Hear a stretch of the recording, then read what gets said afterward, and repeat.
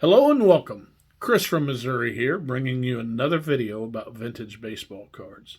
In this video, I'm going to show you some cards that I recently got back from SGC.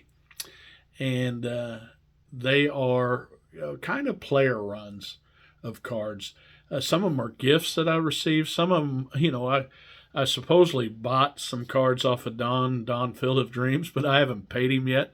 So I guess you could call these half-stolen cards right now.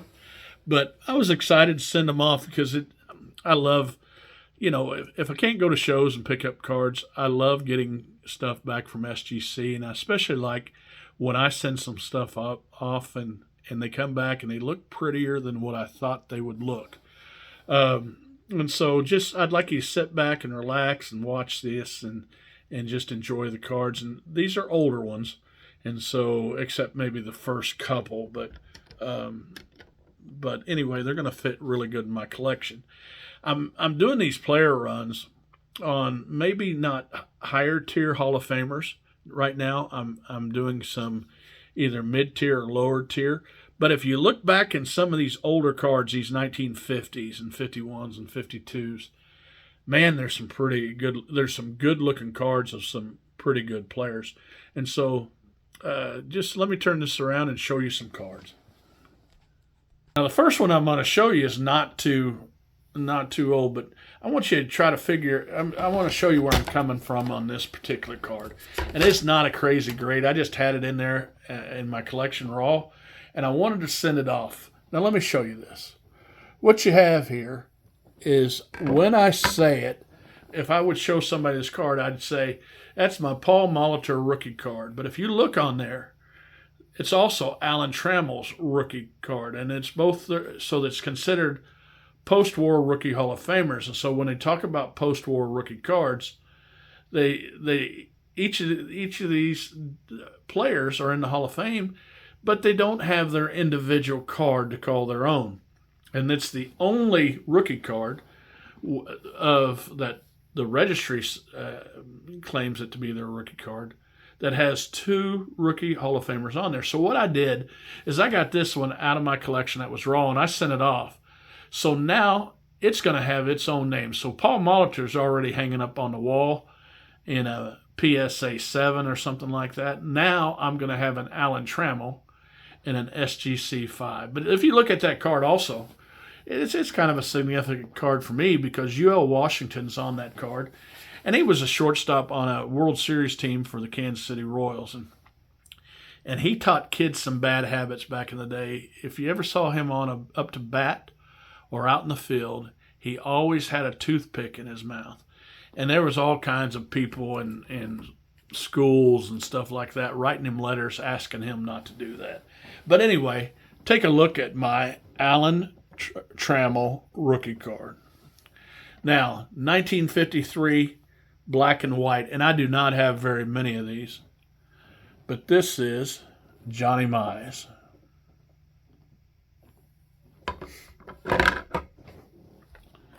Now, a 1952 George Kell. Now, I'm going to show you a George Kell card here in a second that I now believe is one of my prettiest cards in my collection. But this is 1952 George Kell. He was kind of a lower tier Hall of Famer, a pretty good third baseman. Well, good enough to get in the Hall of Fame.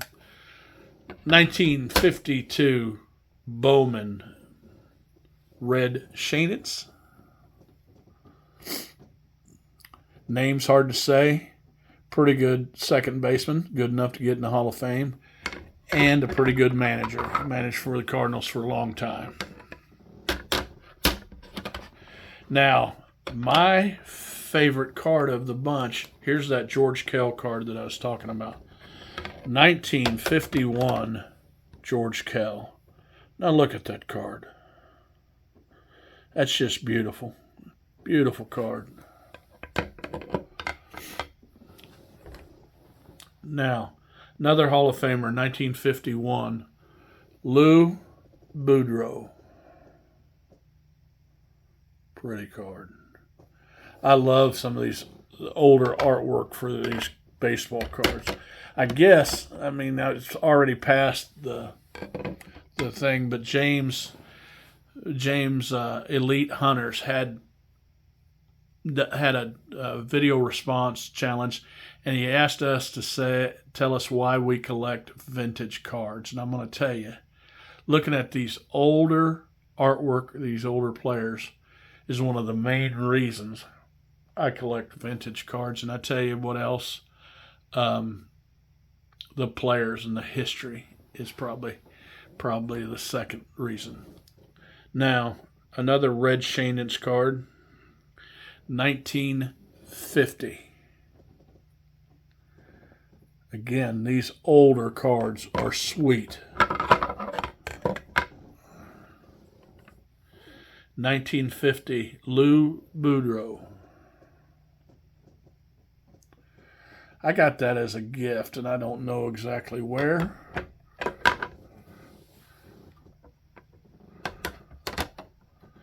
But I appreciate you. 1950, George Kell. Getting close to finishing his player run. Hopefully you can see that run on a later date of Showcase Showdown. Richie Ashburn. That, I believe, was a buy off of Don Field of Dreams, but you can't call it a buy if he doesn't have the money yet. Beautiful card, though. Last but not least, Bobby Dorr. Sweet card.